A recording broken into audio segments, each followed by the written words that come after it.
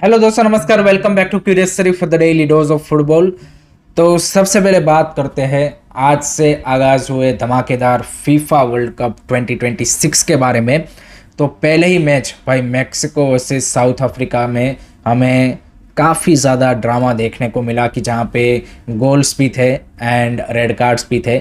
Match के दौरान भाई 3 रेड कार्ड दिखाए गए, जिसमें से 2 साउथ अफ्रीकन प्लेयर को दिखाए गए थे एंड एक लास्ट में मेक्सिको के प्लेयर को। उसके अलावा अगर हम गोल्स की बात करें तो भाई ऑब्वियसली स्टार्टिंग में ही वो अफ्रीकन डिफेंडर ने यहाँ पे अपने ही डी बॉक्स के अराउंड वो मिस्टेक किया एंड उसका भाई मेक्सिको ने भरपूर फ़ायदा उठाया एंड हमें वो हुलियन क्विंटिनस का भाई बेहतरीन गोल वहाँ पे देखने को मिला। That was a brilliant finish and उसके बाद भी जो सेकंड गोल राहुल हिमेनेस ने स्कोर किया that was also a brilliant goal. तो ओवरऑल भाई Mexico were too strong, no doubt about it. But Africa से जो एक उम्मीद थी कि भाई 2010 काइंड ऑफ क्या परफॉर्मेंस वो रिपीट कर सकते हैं, तो अनफॉर्चुनेटली उनके प्लेयर थोड़े से आई थिंक टूर्नामेंट के प्रेशर के चलते यहाँ पे अंडर परफॉर्म कर गए। डिफेंसिवली फिर भी आई वुड से कि उन्होंने बेटर फाइट पुट कि ऑफेंसिवली उनके पास चांसेस थे, अपॉर्चुनिटी बनी थी, लेकिन फाइनल थर्ड में जो उनको कैपिटलाइज करना चाहिए था वो अनफॉर्चुनेटली वो नहीं कर पाए। एंड गेम का पेस भी, इंटेंसिटी भी थोड़ा सा मेरे को यहाँ पे टू बी ऑनेस्ट जो एक्सपेक्टेशन थी उससे कम लगा, क्योंकि अभी जो यहाँ पे at the moment South Korea versus चेक रिपब्लिक का मैच चल रहा है उसमें there is a much better intensity, तो वो वाला सीन था। But overall very good start of the FIFA World Cup and पहले ही मैच पे हमें यहाँ पे रेड कार्ड्स एंड गोल दोनों देखने को मिले हैं। उसके अलावा जो भाई फीफा वर्ल्ड कप का आगाज़ हुआ उसमें थोड़ा सा और केओटिक ड्रामा यहाँ पे ऐड किया for the particularly Indian fans. वो किया भाई यहाँ पे इंडिया के ब्रॉडकास्टर जी ने। कल भाई जी ने जो भसड़ मचाई है रिगार्डिंग दिस ब्रॉडकास्टिंग, उन्होंने भाई जो एक एक्साइटमेंट था ना फैंस में, उसको भाई यहाँ पे एक मतलब क्या बोलते हैं कि एक वर्स्ट एक्सपीरियंस में उसको तब्दील कर दिया। एंड मैं वन बाय वन चीज़ें बताता हूँ कि कैसे उन्होंने ये सारा जो यहाँ पे भसड़ है वो मचाया। सबसे पहले तो भाई कल उन्होंने सडनली जो भाई फीफा वर्ल्ड कप के लिए 799 का एक पैकेज लॉन्च किया था 3 मंथ का, कि जिसमें आप 3 डिवाइस में यहाँ पे एक्सेस कर सकते थे। उसको यहाँ पे कल उन्होंने सडनली विथाउट मेकिंग अनाउंसमेंट या फिर विथाउट इन्फॉर्मिंग दी कंज्यूमर उसको चेंज करके 1 डिवाइस कर दिया। जिन्होंने पहले भी लिया था 799 3 डिवाइस के साथ, उनको भी 1 डिवाइस कर दिया। फिर क्या हुआ कि सोशल मीडिया पे भाई बैकलेस आया उनके ऊपर, तो उन्होंने विथ इन फ्यू आवर्स यहाँ पे उसको चेंज करके फिर से 3 डिवाइस कर दिया। एंड फिर उन्होंने यहाँ पे जाके अपने वेबसाइट पे डाला कि कल रात 10 बजे तक ही जो लोग यहाँ पे सब्सक्रिप्शन लेंगे उनको 3 डिवाइस में एक्सेस मिलेगा, उसके बाद जो लेगा उसको 1 डिवाइस में ही एक्सेस मिलेगा। ये एक पूरा उन्होंने वो जो पैकेज का खेल रचा कि जिसमें 1 डिवाइस से 3 डिवाइस से फिर से 1 डिवाइस, इस तरीके से भाई उन्होंने यहाँ पे जो भी लोगों ने पैकेज लिया था, लेने वाले थे, उन सबको कंफ्यूज कर दिया। तो ये एक ड्रामा हुआ। उसके बाद एक दूसरा उन्होंने भसड़ मचाया कि भाई यहाँ पे जो उनका Z5 ऐप है वो अगर आप मोबाइल में उसमें देखते हो तो ही आपको 180p में यहाँ पे देखने को मिलेगा HD में। अगर आप उसी ऐप को वेब ब्राउज़र में या फिर उसमें एक्सेस करते हो तो फिर आपको 480p, मतलब इन टुडेज टाइम 480p पे आप 799 रुपीज़ दे के भाई आप यहाँ पे स्ट्रीम दे रहे हो। दैट इज़ एब्सोल्युटली रिडिक्युलस भाई, एब्सोल्युटली रिडिक्युलस भाई। किसी बंदे का भाई तो आपने फिर भाई Z5 का वेब ब्राउज़र रखा ही क्यों है? अगर ये तो भाई कंज्यूमर का चॉइस होना चाहिए ना कि भाई मेरे को वो Z5 ऐप मोबाइल में एक्सेस करना है, लैपटॉप में करना है, पीसी में करना है, तो फिर आपने बनाया ही क्यों भाई 480p भाई? एंड वो भी उसके लिए आप 799 ले रहे हो। ये दूसरा उन्होंने पसंद किया। तीसरा मैं बताता हूँ कि भाई जो मैच के एक्सपर्ट पैनल में जो उन्होंने लोग लाए हैं, उन्होंने भाई प्री मैच में जो भाई गंद मचाई है और फाका फौजदारी की है भाई, बड़े बड़े छोड़े हैं, क्या ही बोले। और उसमें 2 मेन बंदे थे, एक तो हमारे फॉर्मर कैप्टन भाईचुंग भूटिया और दूसरे भाई हमारे farmer head coach national team के इगोर स्टिमेच। दोनों ने मिलके भाई यहाँ पे मतलब इतनी बकचोदी की है कि भाई इनको पैनल में डाला ही क्यों तुमने भाई? इंडिया वर्सेस अफगानिस्तान मैच की बात कर रहे हैं, भाईचुंग भूटिया तो भाई जैसे लग रहा था कि भाई इगोर स्टिमेच के एस लिक कर रहे थे भाई। इतने बड़े प्लेयर होके भाई वो मतलब रियलिटी से दूर ही सारी बात कर रहे थे कि भाई ईगोस्ट मैच के अंदर तो हम फीफा वर्ल्ड कप क्वालिफाई कर क्लोज करने के तो यहाँ पे कगार पे आ गए थे। अरे भाई उसकी वजह से ही तो आप अफगानिस्तान से हारे और आप वर्ल्ड कप क्वालिफायर में राउंड 3 में नहीं जा पाए। अफगानिस्तान जैसी टीम से आप हारे थे, ये नहीं बताओगे तुम।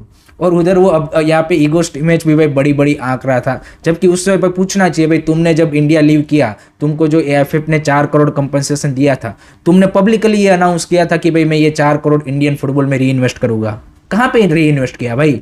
फैंस को बेवकूफ़ी बनाना है सब कुछ। तो ये सारी हरकतें भाई जी ने इतनी थर्ड क्लास एक्सपीरियंस दिया है। ऑनेस्टली एक्सपेक्टेशन वॉज हाई कि भाई चलो जी कुछ अच्छा कर देगा ब्रॉडकास्टर के तौर पे, but totally the experience has been worst. Jio ने भाई अपने यूज़र्स जो है पर्टिकुलरली एयर फाइबर यूज़र्स या फिर जिनके पास जियो का सेटअप बॉक्स है, उनके लिए भाई वो लास्ट मोमेंट में सेवियर की तरह आए एंड उन्होंने लास्ट मोमेंट में जो भी डील क्रैक किया जी के साथ। तो भाई जो जिनके पास जियो का सेटअप बॉक्स है उनका भाई जो लाइव टीवी है उसमें भाई यूनाइटेड स्पोर्ट्स चैनल उन्होंने अवेल करवा दिया। तो उन्होंने अपने जो यूज़र्स है उनको उस तरीके से सेव कर लिया। बट ये पूरा ड्रामा था भाई जी की ओर से about this FIFA World Cups broadcasting. Let hope so अब ड्यूरिंग द वर्ल्ड कप हमें एज सच कोई ड्रामा ना देखने को मिले and let hope so they bring a better panelist in terms of the discussing the matches. भाई फालतू में ये सारी बकवास करने वाले लोग का कोई फायदा नहीं है। आपका क्या ओपिनियन है कमेंट सेक्शन में जरूर बताइए। उसके अलावा फीफा वर्ल्ड कप के रिगार्डिंग एक और इम्पोर्टेंट न्यूज़ है and that is for Argentina and Japan. पहले तो भाई हमारे जो एशियन जायंट्स है जापान, उनके लिए एक बड़ा खबर ये आ रहा है कि उनके जो कैप्टन है एंडो, उन्होंने भाई यहाँ पे अपनी जो टीम है उसको टाटा बाय बाय बोल दिया है in between World Cup. And scene दरअसल ये हुआ कि वो जो इंजरी से रिकवर कर रहे थे उससे वो फुल्ली रिकवर नहीं कर पाए हैं एंड उसके चलते उन्होंने यहाँ पे टीम से विड्रॉ करने का डिसीजन लिया है and also I think retirement का भी डिसीजन उन्होंने ले लिया है। So at the age of 33 Endo is also played for the Liverpool, उन्होंने भाई यहाँ पे टीम को छोड़ा एंड जापान के लिए एक as a leader that is a big blow. तो लेट्स सी जापान उसके रिप्लेसमेंट के तौर पे किन को पिक करता है एंड किस तरीके से परफॉर्म करता है। दूसरी साइड डिफेंडिंग चैंपियन अर्जेंटीना के लिए भी यहाँ पे before the start of the tournament एक बड़ा झटका लगा था। बेलेर्दी जो उनके एक one of the promising centre back है, उनको भाई इंजरी हुआ था एंड उसके रिप्लेसमेंट के तौर पे फाइनली भाई सेनेसी को मौका मिल चुका है। सो उन्होंने भी ये जो रिप्लेसमेंट है वो अनाउंस कर दी है। So that is the update regarding the squad of this FIFA World Cup for the two teams Argentina and Japan। उसके बाद बात करते हैं भाई एस वी ऑल नो की यूएसए ने जो one of the FIFA referee थे फ्रॉम सोमाली ओमार की, जो कि पहली बार यहाँ पे सोमाली से कोई एक रेफरी फीफा वर्ल्ड कप में ऑफिशिएट करने वाले थे, उनको वीज़ा नहीं दिया था, उनका वीज़ा डिनाई करके उनको वापस भेज दिया था। तो उनकी हेल्प करने भाई यूएफए आ चुका है एंड यूएफए ने उनको भाई जो सुपर कप जो इस सीज़न के यूरोपा लीग के winner Aston villa and champions league के विनर पीएसजी के बीच में खेला जाने वाला है, उसके फाइनल के भाई यहाँ पे रेफरी के तौर पे अनाउंस कर दिया है।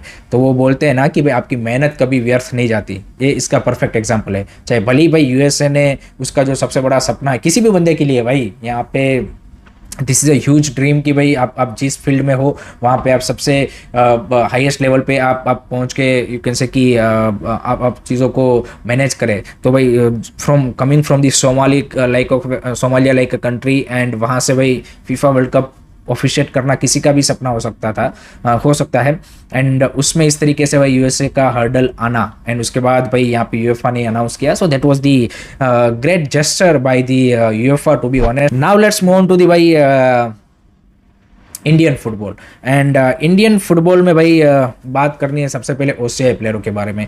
तो रिसेंटली अभी जो ओसीआई प्लेयरों का पूरा डिस्कशन चल रहा है उसमें भाई अब एक ओसीआई प्लेयरों के आईएसएल में खेलने के रिगार्डिंग जो पॉसिबिलिटी बन रही है उसमें अब एक डिस्कशन ये स्टार्ट हुआ है यहाँ पे कि रिसेंटली एक आईएसएल क्लब ने एक ओसीआई प्लेयर को रीच आउट किया, तो उसने 300 के यहाँ पे जीबीपी में जो कि ग्रेट ब्रिटेन का यहाँ पे वो है करेंसी, उसमें भाई सैलरी डिमांड किया। यानी कि इसको अगर आप इंडियन रुपीस में कन्वर्ट करेंगे तो it is somewhere around 3.8384 crore, जो कि कोई भी आईएसएल में जो फॉरेनर आ रहा है अच्छी क्वालिटी का उसका सैलरी उसके अराउंड ही है, मतलब उसी रेंज में होता है। बट सीन ये है कि यहाँ पे जो इंडियन फुटबॉल इकोसिस्टम में कुछ फ्रैक्शन ऑफ पीपल है, फैंस है, बाकी स्टेक होल्डर्स है, वो इस चीज़ से भाई यहाँ पे आई वुड से कि एग्री नहीं कर रहे, या फिर उनका जो एक वो ओसीआई प्लेयर के प्रति यहाँ पे डिसएग्रीमेंट है वो अब धीरे धीरे रिसरफेस होना स्टार्ट हो चुका है। एंड ये एक्सपेक्टेड था कि भाई everyone is not gonna liking the thing कि भाई ओसीआई हमारे लिए खेलने चाहिए, क्योंकि देर आर ए पीपल कि वो नहीं चाहती कि भाई ओसीआई को मौका मिलना चाहिए, वो चाहती कि हमारे डोमेस्टिक प्लेयरों को ही मौका मिलता रहना चाहिए। बट सीन ये है कि भाई देखिए ओसीआई प्लेयर्स भी जब आप इस तरीके की चीज़ करते हो कि भाई कोटा सिस्टम अगर करते हो तो उसमें ऑब्वियसली ओसीआई प्लेयर भी जो नेगोशिएशन पावर है उसमें वो उनको पता ही है कि भाई मेरे को ज़्यादा मिलेगा। तो आई थिंक सीन ये है कि इसमें ISL club should only go for the quality OCI players की जो एक अच्छे लेवल की लीग में खेल रहे हैं, उनको ही उन टारगेट करना चाहिए। एंड ऑब्वियसली भाई कुछ ओसीआई प्लेयर्स होंगे कि जिनकी भाई यहाँ पे जो सैलरी डिमांड है वो हाई होगी, वो तो आपकी इंडियन प्लेयर्स भी भाई आईएसएल क्लब से जब आपके इधर के डोमेस्टिक प्लेयर भाई 3-4 करोड़ ले रहे हैं तो उसमें कोई किसी को दिक्कत नहीं है। तो आई थिंक वो एक वैसे कहने वाली बात है। And eight the moment ISL club financially crunch में है इसलिए ये ज़्यादा मुद्दा है, अदरवाइज तो आई थिंक आईएसएल क्लब भी पे कर देते हैं। अगर यहाँ पे एजेंट्स एंड क्लब ऑफिशियल को अगर कट मनी मिल जाए तो वो कितनी भी बड़ी डील हो, कितने भी बड़े सैलरी हो यहाँ पे अपने ओनर्स को बोल देंगे कि भाई हाँ इसका ये इंडियन ओरिजिन है, नेशनल टीम में खेलेगा, उस तरीके से भाई उसको चिपका देते अपने क्लब में, तो फिर कोई दिक्कत नहीं आती। बट ये सब अभी इशू इसलिए ज़्यादा है, तो वही वाला सीन है। बट आई थिंक देखिए एक बात ज़रूर है कि ओसीआई प्लेयर आने चाहिए, लेकिन we should target for the quality OCI players जो कि हमारी नेशनल टीम का जो क्वालिटी है उसको इंप्रूव करें। एंड ऑब्वियसली आईएसएल में भी एज अ फॉरेनर आए तो उस तरीके का उसका इम्पैक्ट दिखे। अदरवाइज तो भाई there are a lot of OCI players जो कि भाई यूरोप की बहुत लोअर लीग्स में खेलते रहते हैं, तो उनको लाने का कोई उस तरीके से सेंस नहीं बनता। तो ये चीज़ काफ़ी इंपॉर्टेंट है। बाकी आपका क्या थॉट्स है अबाउट दिस कॉमेंट सेक्शन में ज़रूर बताइए। नेक्स्ट बात करते हैं भाई, मोहन बगान ने एक और फॉरेन साइनिंग अनाउंस कर दी है बैक टू बैक डेज में। एंड ये है अब पंजाब एफसी के भाई defensive midfielder Samir Zeljkovic, Bosnian defensive midfielder को भाई उन्होंने डील डन कर दिया है। So that's a great signing again from Mohun Bagan. And I think इस बार मोहन बगान की जो ट्रांसफर स्ट्रेटेजी है वो क्लियर कट अब दिख रही है 2 साइनिंग के बाद after Dejan Drazic and Samir Zeljkovic कि भाई they are going for ISL proven foreigners. दोनों ही जो उन्होंने फॉरेन साइनिंग की है both are very good player for their respective clubs in last season.